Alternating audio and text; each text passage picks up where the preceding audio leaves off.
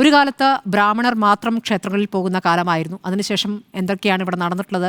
ഒരു വിപ്ലവം ഉണ്ടാകുന്നു, ഒരു സമരം ഉണ്ടാകുന്നു, ക്ഷേത്രപ്രവേശനം നടക്കുന്നു. പിന്നെ സ്ത്രീകൾക്ക് മാറുമറയ്ക്കാനുള്ള അവകാശം ഉണ്ടായിരുന്നില്ല. പിന്നെ അത് മാറുമറയ്ക്കുന്നതിലേക്ക് എങ്ങനെ വന്നു എന്നൊക്കെ നമുക്കറിയാവുന്നതാണ്.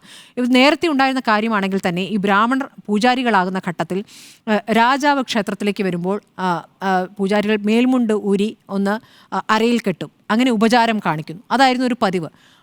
അതാണ് മേൽമുണ്ടാണ് അന്നത്തെ കാലത്ത്. പിന്നെയാണെന്നുള്ള ഷർട്ടായി മാറിയിരിക്കുന്നത്. അപ്പോൾ ഇതിനെ എതിർക്കുന്നവർ പറയുന്നൊരു കാര്യമാണ്, താന്ത്രിക വിദ്യയിൽ ഷർട്ട് ധരിക്കുന്നതിന് എന്തെങ്കിലും വിലക്കുണ്ടോ, ഷർട്ടുമായി ബന്ധപ്പെട്ട് അല്ലെങ്കിൽ മേൽവസ്ത്രവുമായി ബന്ധപ്പെട്ട് എന്തെങ്കിലും പറയുന്നുണ്ടോ? അങ്ങനെയൊന്നും അവിടെ കാണുന്നില്ല എന്ന് പറയുന്നു. ഇനി ക്ഷേത്രത്തിൽ പോകുമ്പോൾ വിശ്വാസവുമായി ബന്ധപ്പെട്ട് നമ്മൾ ശുദ്ധി ഉണ്ടാകണമെന്ന് പറയുന്നല്ലോ, അത് പഞ്ചശുദ്ധിയാണ് പറയുന്നത്. അതെന്തൊക്കെയാണ്? വസ്ത്രശുദ്ധി വേണം, മനഃശുദ്ധി വേണം, ശരീരശുദ്ധി വേണം, ആത്മശുദ്ധി വേണം, വാക്ശുദ്ധി വേണം. അപ്പോൾ മുഷിഞ്ഞ വസ്ത്രവുമായി നമ്മൾ ക്ഷേത്രത്തിലേക്ക് പോകാൻ പറ്റില്ല.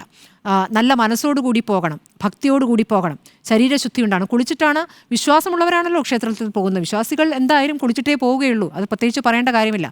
അപ്പോൾ ഷർട്ട് എന്നുള്ളത് ഇതിലൊക്കെ ഈ പഞ്ചശുദ്ധിയിലെങ്ങനെ വരുന്നു എന്നുള്ള ചോദ്യം അവിടെ വരുന്നു.